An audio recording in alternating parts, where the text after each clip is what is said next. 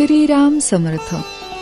सज्जन हो, विश्वातल्या सगळ्या वस्तूंचं वर्गीकरण ठळकपणाने करायला गेलं तर त्याचे सचेतन आणि अचेतन असे दोन प्रकार पडतात.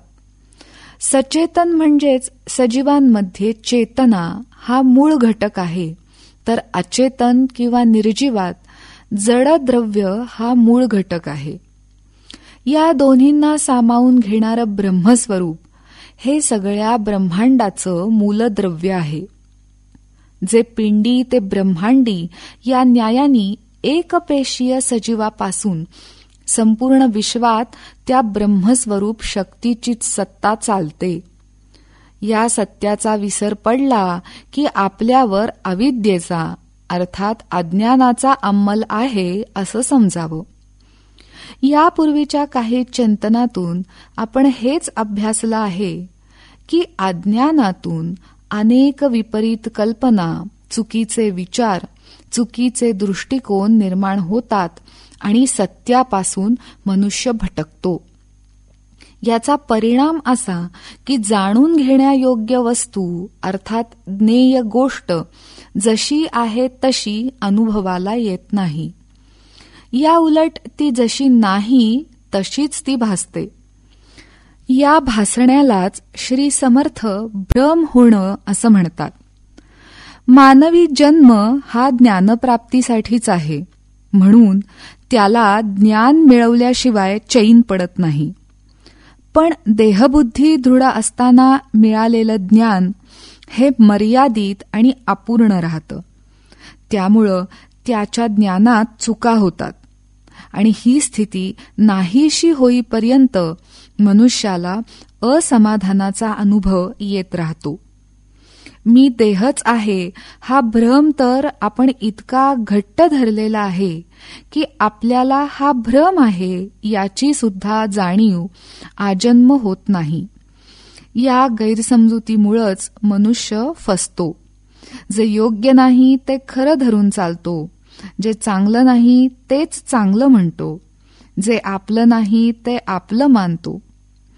कठोपनिषदात अज्ञानी मनुष्याच्या अशा वर्तनाचं वर्णन करत असताना उपनिषदकार म्हणतात की प्रपंचामध्ये अज्ञानानी, आसक्तीनी घुटमळणारे, स्वतःला हुशार आणि पंडित समजणारे मूढ जन आंधळ्यांनी आंधळ्याच्या मागं जावं त्याप्रमाणे चुकीच्या मार्गाने जातात आणि शेवटी अनेक दुःख भोगतात.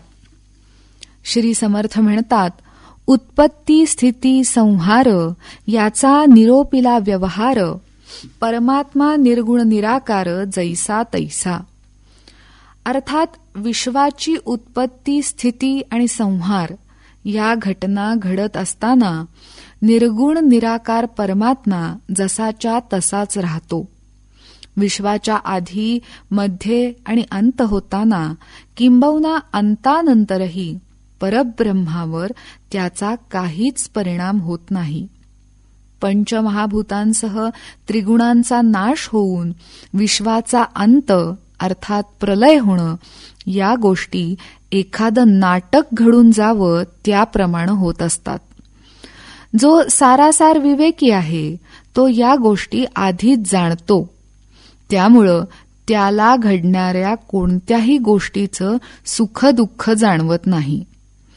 एखाद्या नाटकामध्ये काम करणाऱ्या पात्राचा रंगमंचावर नाटकाच्या कथानकाप्रमाणे मृत्यू झाला आहे असं दाखवलं जातं, तेव्हा प्रेक्षकांना हा मृत्यू खोटा आहे याची पूर्ण जाणीव असते.